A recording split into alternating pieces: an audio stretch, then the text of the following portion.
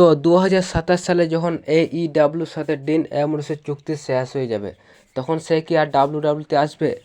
মানে dean Ambrose কবে আসবে ডাব্লিউডাব্লিউইতে? এবং একটা কথা মানতেই হবে যে যতগুলো রেসলার ডাব্লিউডাব্লিউ ছেড়ে অন্যান্য কোম্পানিতে চলে গিয়েছে বা বলা চলে AEWতে চলে গেছে, তার মধ্যে ডিন অ্যামব্রোসকে নিয়ে এখনও সবচেয়ে বেশি কথাবার্তা হয়েছে। মানে দেখুন, ডিন অ্যামব্রোস কবে রিটার্ন করবে, ডিন অ্যামব্রোসকে আদতে রিটার্ন করবে কিনা ডাব্লিউডাব্লিউতে, এসব নিয়ে অনেক দিন ধরেই কথাবার্তা চলছে। এবং ডিন অ্যামব্রোসকে নিয়ে এত কথাবার্তা বলার কারণ হচ্ছে ডিন অ্যামব্রোস অনেক বেশি জনপ্রিয় সুপারস্টার ছিল ডাব্লিউডাব্লিউইতে, এবং দ্য শিল্ড যেহেতু অনেক বেশি জনপ্রিয় একটা ফ্যাকশন, আর সেই শিল্ডেরই বলা চলে এক প্রকার লিডারই ছিল ডিন অ্যামব্রোস। আমরা অনেকেই ভাবি যে রোমান রেইন্স হয়তো শিল্ডের প্রকৃত লিডার, কিন্তু যখন শিল্ড প্রথম থেকে শুরু হয়েছিল তখন সেখানে আসল লিডার ছিল ডিন অ্যামব্রোস। তো এইসব কারণের জন্য ডিন অ্যামব্রোসের অনেক বড় একটা ফ্যান বেস ছিল ডাব্লিউডাব্লিউইতে, ছিল কি বলা চলে এখনও রয়েছে। তো সেই জন্য ডিন অ্যামব্রোসকে নিয়ে অনেক বেশি কথাবার্তা হয়।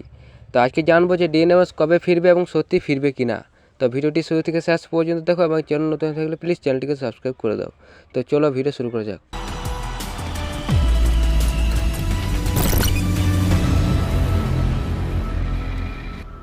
তো সবার প্রথমে একটু সংক্ষেপে জেনে আসি যে ডিন অ্যামব্রোস কেন ডাব্লিউডাব্লিউ থেকে চলে গিয়েছিল।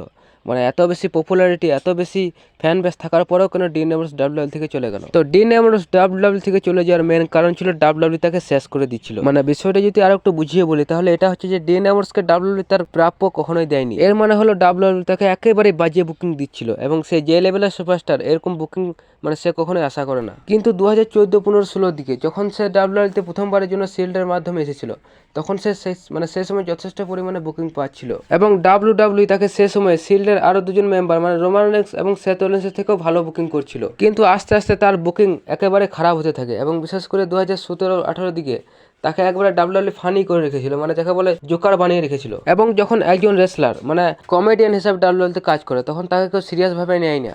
এবং এর জল জ্যান্ত উদাহরণ হচ্ছে আর্থুর। কারণ আর্থুরের বয়স এখন কত 52-53 বছর, আর এত বছর ডাব্লিউডাব্লিউতে থাকার পরও সে ভালো কিছু করতে পারেনি। উল্টে সে সবচেয়ে ব্যর্থ চ্যাম্পিয়নশিপ 24/7 পেছনে সারা জীবন দৌড়ে বেরিয়েছে। তো সেই জন্য একজন রেসলার যখন ডাব্লিউডাব্লিউতে কমেডিয়ান হিসেবে কাজ করতে শুরু করে, তখন তার কোনো আর ভ্যালুই থাকে না। এবং বলা চলে ডিন অ্যামব্রোসের সাথে ডাব্লিউডাব্লিউ সেটাই করেছে, কারণ ডিন অ্যামব্রোসের মধ্যে এত স্কিল থাকার পরেও এবং এত ভালো রেসলিং কোয়ালিটি থাকার পরেও ডিন অ্যামব্রোসকে ডাব্লিউডাব্লিউ শেষের দিকে ফানি কমেডিয়ান হিসেবে রেখেছিল, এবং এর শেষ ফলাফল হিসেবে ডিন অ্যামব্রোস ডাব্লিউডাব্লিউ থেকে চলে গিয়েছিল। এবং সেই ডিন অ্যামব্রোস যখন AEWতে জন মক্সলি হিসেবে রিটার্ন করলো, তখন সম্পূর্ণভাবে চেঞ্জ হয়ে গেল। এবং বলা চলে AEW সবচেয়ে বড় সুপারস্টার হলো জন মক্সলি। তো এখন মেন প্রশ্ন হলো, সে কি আর কখনো ডাব্লিউডাব্লিউতে আসবে না? তো দেখুন, AEWর সাথে যখন তার চুক্তি শেষ হয়ে যাবে, তখন যদি ডাব্লিউডাব্লিউ তাকে ভালো অফার করে, তাহলে সে অবশ্যই ডাব্লিউডাব্লিউতে আসার জন্য একবার ভাববে। এবং এর জন্য সে কিছু শর্ত দিতে পারে ডাব্লিউডাব্লিউকে, যেমন তাকে ভালোভাবে বুক করতে হবে, এছাড়াও বেশি পরিমাণ বেতন দিতে হবে। তো এসব যদি ডাব্লিউডাব্লিউ মানতে পারে, তাহলে সে অবশ্যই ভবিষ্যতে ডাব্লিউডাব্লিউতে আসার জন্য রাজি হবে। তো যাই হোক, এই ছিল আজকের ভিডিও। ভালো লাগলে তোমাদের কাছে রিকোয়েস্ট, প্লিজ চ্যানেলটিকে সাবস্ক্রাইব করে দাও এবং ভিডিওতে লাইক করে দাও। তো দেখা হচ্ছে পরের ভিডিওতে। Tata, good bye.